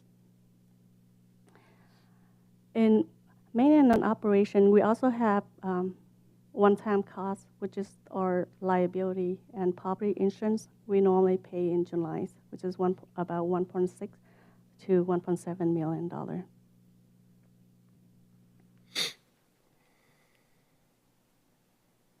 That is our overview by the departments, and on the left-hand side, you see that the variance percentage used is significantly higher due to the one-time lump sum payment that we pay in July. When we put it back in the department, we are significantly over. On the right-hand side, you see that when we carve it out, we carve out the one-time lump sum payment of $15.5 million. We are a little behind. So we anticipate that we're pretty good throughout the first quarter, and then we'll keep you updated on the second and third quarter to see how those go. Just a little secret, the table on the right is what I look at. So you look at variance percent used. So for example, city manager's office, we're great, 13.8%. We're 25% into our budget, and we've only spent 13.8% of it. So that's kind of what I look at department-wise to see where we're at. If I see a big number, then we'll talk to the department and find out what's going on. But you can see everything's under 25, which is actually really good at our first quarter. So throughout the first quarter, these are the items that have been approved by the councils during July, August, and September. The impact to the general funds during the first quarter that already being approved is about $360,000. And then between community service and community developments, they brought in grant to offset some of their costs, but the impact to the general fund is top three items. $18,000 for housing elements costs, $228,000 for 3 police vehicles, and $79,000 of payroll costs. That is the newly requested positions from the department. Community service requests an additional librarians one, and a additional part-time staff on a 25 hours per week basis. A total adjustment that requesting is 130. Closer to 139,000. And this is a position that was requested at budget time, and I asked Community Services to hold off to the first quarter just to see how we were doing financially, and considering the numbers we saw, we were comfortable with adding this to this quarter.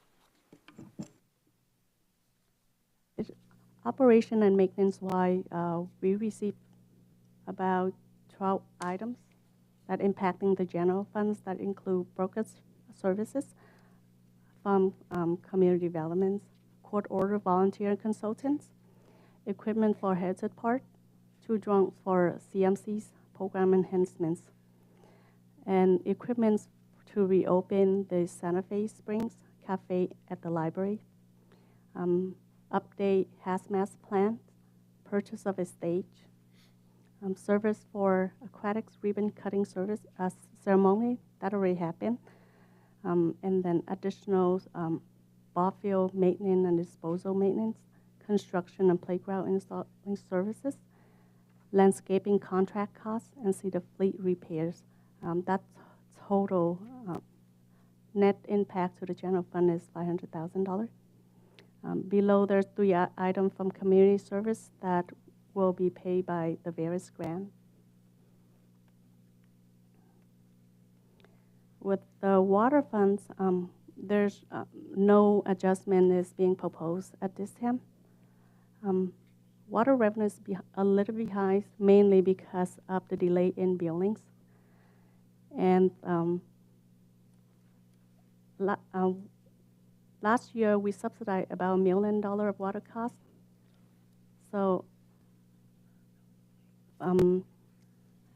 if you're looking at 24-25, we have the same deficits that we brought in, and we're anticipating to utilize the capital project reserve to fund those downsides. If nothing happens or no actions be taken, we are looking to drain our reserve within the next 4 years. And Mayor and Council, this is an item we've discussed in the past, and we'll be bringing you an item in the near future to start identifying this particular issue. Before I end my presentation, I would like to thank you, Council, for your support, and thank you, the city staff, for your help to get the information to the finance team, and thank you to the finance team for putting all these together. And Mayor, and I'd like to thank Lana. This is something new to the team that we threw at her, and as you can see, there's a lot of detail, and a lot of thought and diligent work that goes into this, and we thank you. We appreciate you for putting this together and, bearing with us and some of the changes we've made, and now your team is doing a fantastic job. So thank you again, Lana. Thank you, Lana.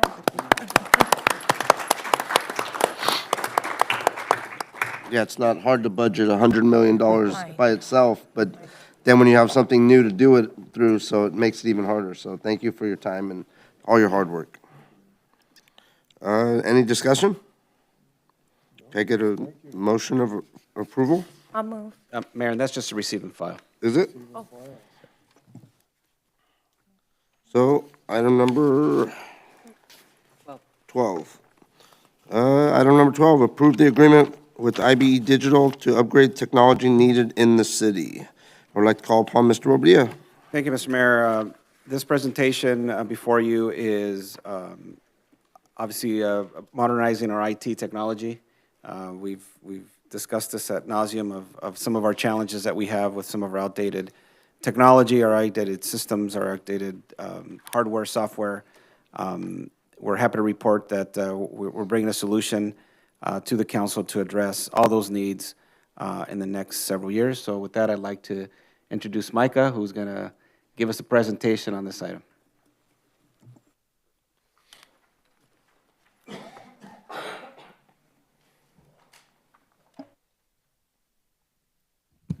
All right. Ooh.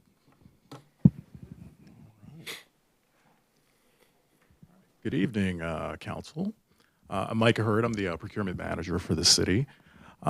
Usually, something IT related would be done by Nick, Mr. Razzo, but unfortunately, he's not able to be here tonight, so I'll be here in his place as a replacement presenter. We sent Nick to Sacramento on other city business, but he appreciates that, Micah.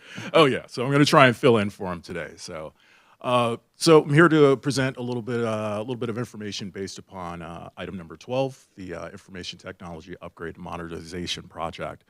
Mr. Bobadilla, he mentioned it earlier. The IT infrastructure is something that is very, very related to what we do. Let's see, he disappeared there. That's okay. It's very related to what we do here in the city. Every single city department uses IT in the everyday operation. So it's important for us to have a very robust infrastructure to help facilitate that. So just to give a little background on how we got here, we basically observed some limitations or shortcomings with our current IT network, which basically turned into a directive to conduct a comprehensive IT assessment of the city's infrastructure. Goals of that assessment were to gain insight into the infrastructure, analyze the current state, determine the identity, any capability gaps associated with the IT infrastructure. The next point was to make recommendations for improvements based upon industry standards and best practices, identify any short-term, long-term measurable pathways to improvement and success, short-term being within a year, and long-term being beyond 1 year. No worries, no worries. Shall I continue? All right, okay, got it. All right, and of course, provide documentation for the staff to follow an improvement plan, which is the most important element of that, ensuring that there is a pathway for us to follow to ensure that we have measurable goals to achieve that IT improvement. So the next slide here is going to be regarding the assessment itself. Going back one, that's 2 slides up. But the IT assessment basically was conducted starting in April 2024. The IT consultant hired was IBE Digital. They conducted the assessment. That assessment was completed in July 2024. The findings of that identified few areas of improvement. There were security risks. There were several hardware and software components that were at or near end of life. There were some network design issues that was further complicated by the fact that we had limited documentation on how the infrastructure was built. We had very few redundancies to ensure that if we do have an incident that occurs, that we can continue to operate by retrieving our data in a quick and efficient manner. The approach that we had was more reactive in nature rather than being proactive. And the user experience in general could use a little bit of room for improvement. Basically, you know, in the fact that processing was a little bit slow, things just weren't really, didn't really feel right for users being on the staff end and also for the public. Just to give an idea, going back to that network design, some of the complex nature of our IT infrastructure, this is a picture of our server room. As you can see, there's a lot of wires there. It's a little complex if you don't have documentation to tell you where those wires are connected or where they go. On the left side, you'll see that's where we are currently. On the right side is where we want to go. And that's why we are sort of engaging in this process. And this just goes and shows you just some of the elements with the network infrastructure itself. The next slide here, the solution was engaging in a modernization and upgrade project. The IT assessment found that there would be a benefit from engaging in such a project. IPE provided a comprehensive statement of work identifying specific items to upgrade and modernize the IT infrastructure and overall experience. And elements of the project included a complete security overhaul, network improvements, increasing storage capacity, creating redundancies, expanding support services, and basically bringing the city into the future.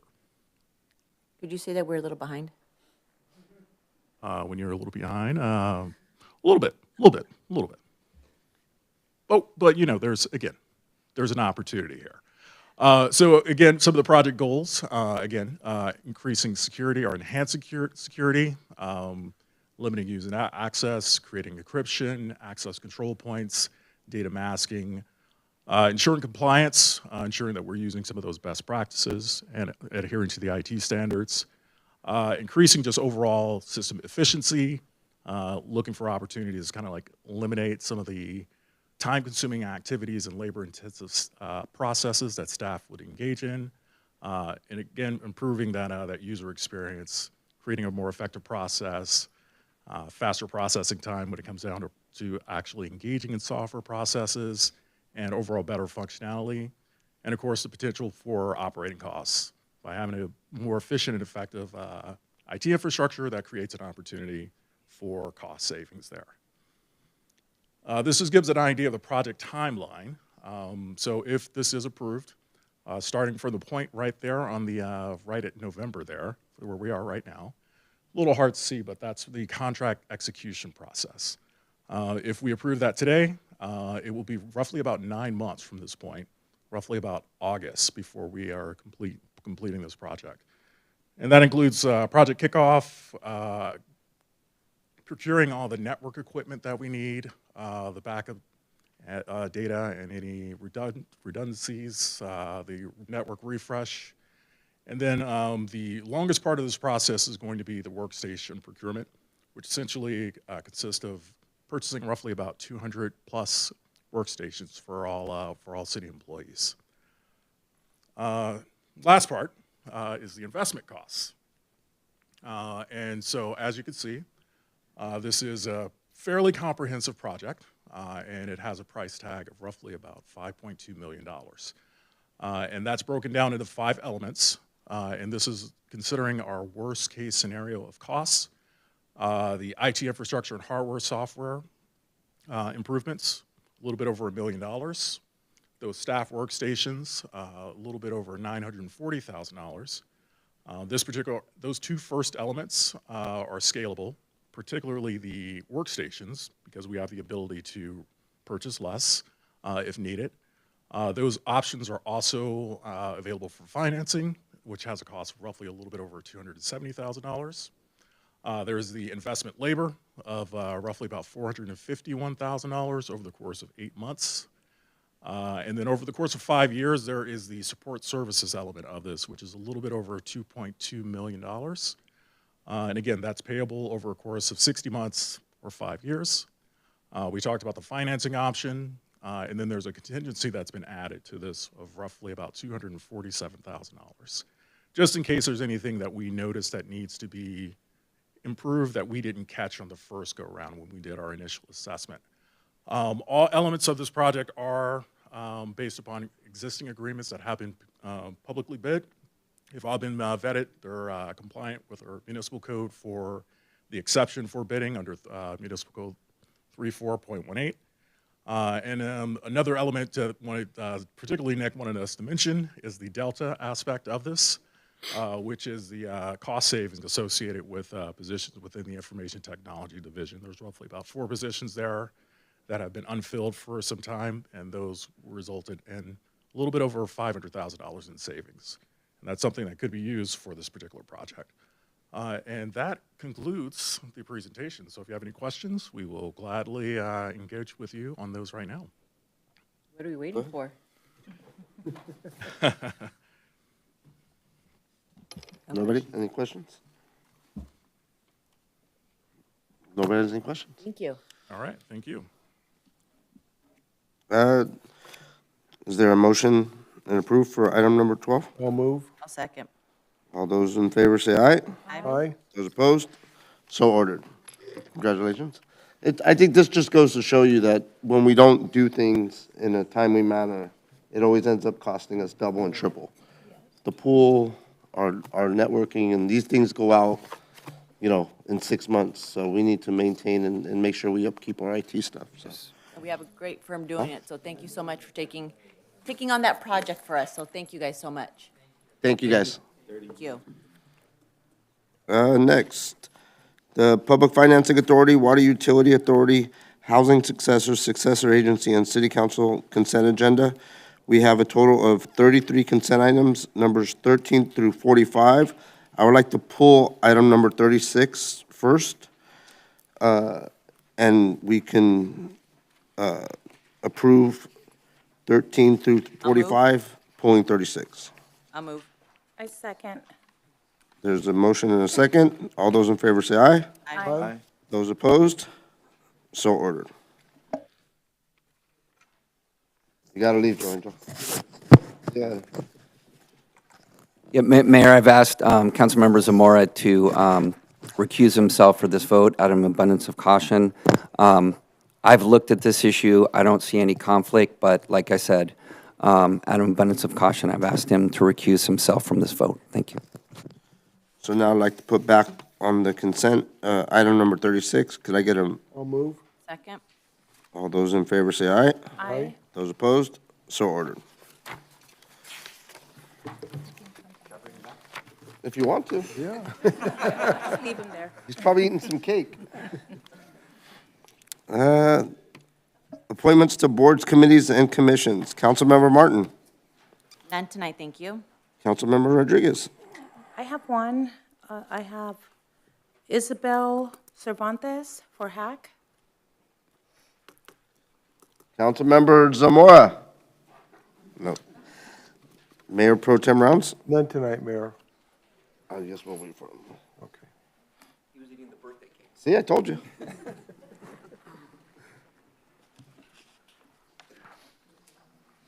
You have any appointments to boards? No. Council comments, conference reporting. Councilmember Martin. No conference reporting, just real quick. Regarding our last meeting that we had a public comment about a lady coming in, complaining about our Whittier PD being forceful to her and that we're not helping her. I'd actually like to commend our Whittier PD officers and Maricela, because personally we saw you guys reaching out to her. Your officer was here, reached out to her. She refused services, and I still see her around the city. But just commending you guys that you guys literally got off your dais, and the officer actually went out there to help her, and she refused services. So thank you so much for that. That's why we are Santa Fe Springs, so thank you so much. Veterans Day was a great event. It was awesome. Gets better and better, our events do. Our staff, great. Gus, your staff, outdid themselves every time. Tree lighting, can't wait to be there. This weekend, I went by Metro, and we saw En Fuego starting up, and the organization that they have, the cleaning, everything was so organized, so the details they had. It's going to be a great program in our city. Check it out. Thank you, residents, chamber, measure, SFS passed. Thank you so much, residents. You guys actually read the ballot and actually, so we are going to get the roads. And Jay, this is kind of like your official meeting, kind of. My last one. Last one. Here. Here, your last official one. Thank you. For what? For being a pain in my butt this whole time. No, thank you for being Jay. It's gonna be weird not having my best Don't friend cry, here. lady. I know. It just thank you. And happy Thanksgiving. That's it. I can't go. Councilmember Rodriguez. Thank you. Good evening. Good evening, everyone. I just wanted to say the veteran ceremony yesterday was just beautiful. I want to thank Gus and all of our staff who put it together. I want to thank our veterans. Yesterday was a very emotional day for a lot of people. A lot of families have lost their loved ones. They were veterans. A lot of veterans were there. Veterans have been through so much. They've been through PTSD, mental illness, homelessness, addiction. I want to thank Dr. Allen of LA CADA, God rest his soul, that he came into our city after other cities turned him down to have his addiction business here in our city, and we told him he can have it here. And it helped the people, the veterans from the Vietnam War come back. They were addicted to drugs and alcohol, and he brought them here to serve them. So I just want to thank you. We do have facilities in our own city. We do have programs that are helping our veterans. And I just wanted to thank Santa Fe Springs for all of our programs and the great event that we had, from what it was and what it is now. Like I said yesterday, we can never repay these individuals for giving us our freedom, but what we can do is make sure that we never turn our backs on them, and we always have programs and make them feel important and make them feel valued, make sure that they have breakfast and dinners, and just be there for them. So I just want to say it was a beautiful event, and I want to thank everybody that participated. I just wanted to, I didn't know that this was Jay's last meeting today. I want to thank Jay for everything that he's done for, just like what Janie said, everything that he's done for the city of Santa Fe Springs. Jay and I have had our differences. We talked about it last time, but we leave our differences at the door. We come in and we work for the community, and we've come a long way. And we see other people that there's politics and there's aggravation and there's maybe fighting and stuff, but we put that aside, and I'm asking our community, our whole community, we're just a little bunch right here, but our whole community, we're going to work hard to keep everybody loving and caring and passionate. And I'm glad that I just want to shake your hand because we've come a long way. Oh, we've came great. And if we can do it, then so can the whole city. So thank you very much, Jay. You've just been an amazing mayor this year. You stepped up to the plate, and you've made us very proud of you. Thank you. Thanks. Councilmember Zamora. When it comes to our Veterans Day event, I mean, you know, we started off with the flyover, and you know, these are things that we've never even looked at before in the past. Never had that vision, and kudos to the staff that, you know, now they're, you know, I know where Gus has branched off to become a public works director, but look at the work that he's done. I mean, it's amazing, Gus, and I'm sorry to put your name out there, but I know that you always give praise to all your staff, and to the people around you, your circle of support, but it's still your vision, and, you know, it's still you giving that, because if it doesn't go well, I mean, we look at you, you know what I mean? But when everything goes well, I mean, you're there right away to praise everybody else. So thank you, Gus. I mean, it was an amazing event. You know, I know I heard great things from the residents. Of course, I got phone calls from other residents, you know, saying how come they weren't invited. But of course, the information is out there. So little by little, we're going to increase with that. And so once again, Gus, and also to those individual staff people who step up to offer their help, because I know that's the thing that whenever we have different events from different other individuals, it's the staff that, you know, they offer that support to other individuals, you know. I mean, keep offering that support. Those who go out of their way, out of their job spectrum, I mean, kudos to you guys too. I mean, because it makes an event like this successful so we can continue with it, and it makes it easier for us. I know too, you know, maybe looking at some kind of program when it comes to veterans, pay it forward program. I know sometimes when veterans are, you know, of course, to all veterans, welcome home. When they're out, you know, when their loved ones are abroad, well, sometimes maybe their water heater, different things may go out, landscaping.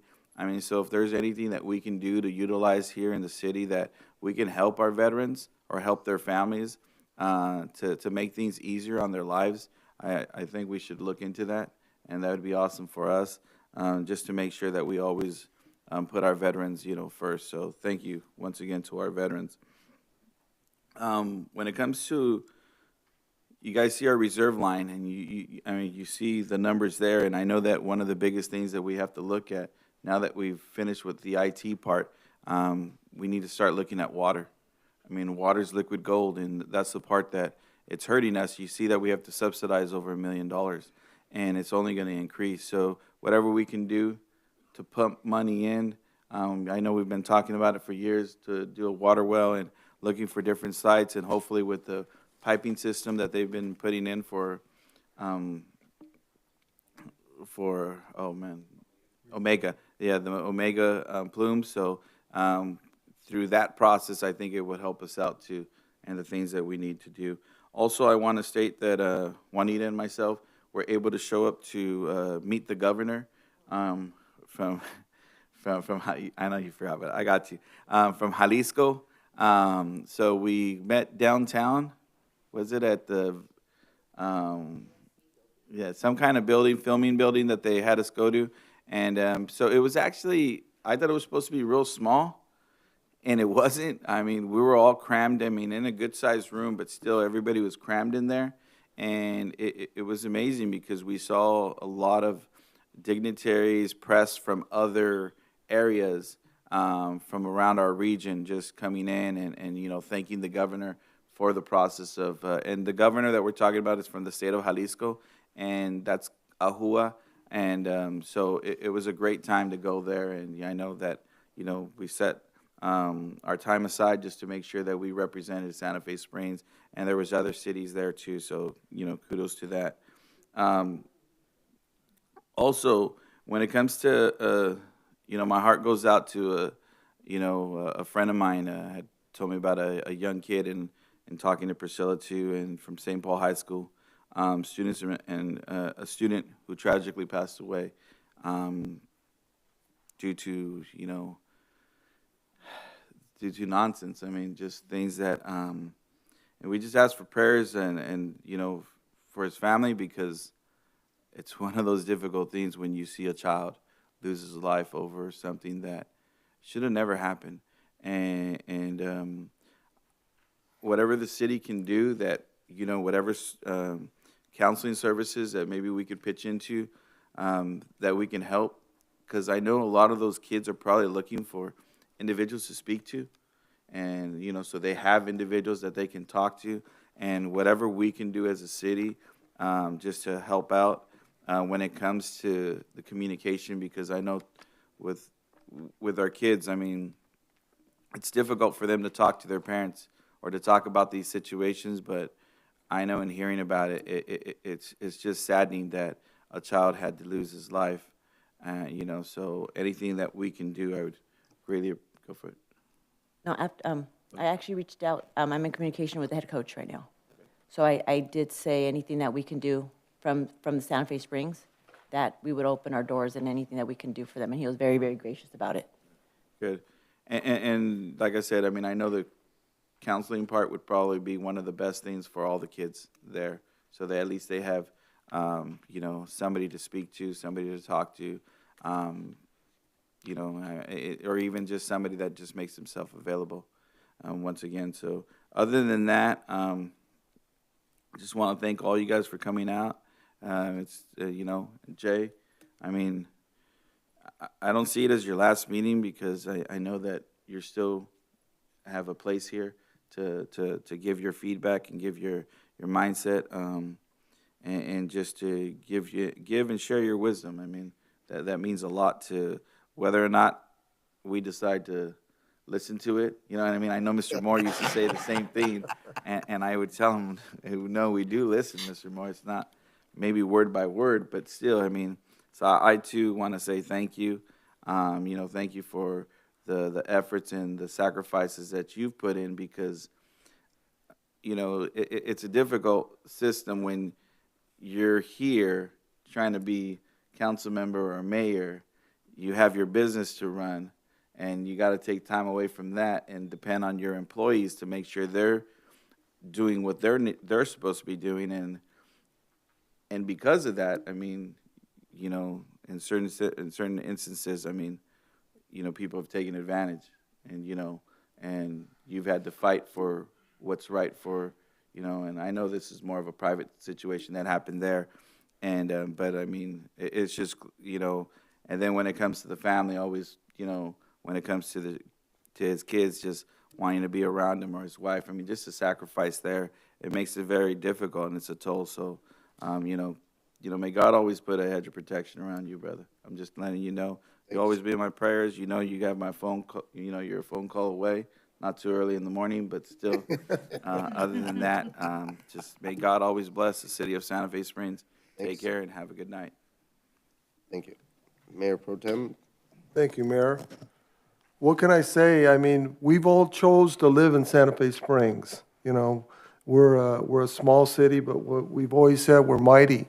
We have a city of volunteers. We have a great city council here. We got a great city staff here, and it's evident by the programs and events that we put on, yesterday being one of them. It was a great event. And as stated, you know, just the flyover, the music, the entertainment, the setup, everything was great. But one of the good things that came out of it too is we have a resident here that helps veterans out. He works, and he's helped many residents and other people that have been in the military get compensation for money that they should have been getting all for years and years and years. So we're going to work with him. We're going to see how we can enlarge that and bring that to the awareness of more of our residents and people all around us. So a good thing came out of that, besides just remembering our veterans and all the celebrations that we've done here. We've done little ones out at the memorial during a council meeting, but we must have had 15 to 20 veterans that came up and introduced themselves, and from all ages. There was one female there too yesterday, so that was awesome. I want to wish everyone a happy Thanksgiving. Right around the corner, it's you know, we're into the holiday season, and Jay, I'm not going to say Yeah, we're going to goodbye talk every day. because you're not going anywhere. You know, our motto is we work, live, and play here. He does all three of those. Plus, he helps out and volunteers. So somehow, some way, I'm going to try to talk him on getting on some type of committees. I don't know how we're going to do that, but we'll work on that. But Jay, thank you, sir. Thank you for leading us as a mayor this past year and your years on the council. So again, everyone have a great holiday season. Well, I thought this meeting was going to be a short one, you know, my last one. Thanks a lot, Renee. Wanted you to go out with a bang. And that's exactly what I am doing. I'm going out with a bang. I started this journey with no kids, and I have two. And right now, my family needs me. and I want to be there for them. I'm an older dad, so I don't have a lot of time. Well, I'm not as old as Juanita, but it's, and it goes back to my dad, because my dad died at 61 years old. So my brother died at 61 years old. So even though I don't think I'm going to die at 61, it's just something in my mind. I just want to make sure I give my family as much time as possible. The city is in a very good place right now. We have a $108 million budget reserved, $100 million budget. We're doing great. We passed Measure SFS. Our roads, our streets are going to look good in the next 15 to 20 years. It's just I'm riding out on a great note, and I thank you guys for everything that you guys do. It's just awesome. You guys, the Aguirres, Gloria, the Nakamuras, you guys are our inspiration. Sally, Carrie, Mr. Moore. Sorry, John. This is what it's all about. It's just giving back to each other. And we need to lead by example, all 5 of us. If we show our community what we can do, they're going to do it. And I've tried this year to make sure that we're all doing it together. And I thank you guys, because I wouldn't want to do this with anybody else right now. So you guys have been a great colleagues to work with. I thank you guys. I love you too, buddy. It's just been a fantastic year, and I thank you guys. Rick, I didn't get to work with you that much, but I'll be sitting right there making faces at you when we get back. Thank you. Renee, you already know, man. Renee is a big Otani fan, and Renee is our Otani. He came here and he made us a World Series champion. So thank you, Renee, for everything that you do for the city, for our community, for our staff. Staff, there is no other. You guys are it. You guys are number one. I thank you guys for everything, all the hard work you guys do. You guys are just exceptional. I know we're still going to have a December 10th meeting. Happy Thanksgiving, and you guys want to go home anyway. So I would like to adjourn this meeting to December 10th, 2024, in memory of George San Martin and Janet Rock. Thank you, guys. Oh, yes. Thank you. Good job, sir.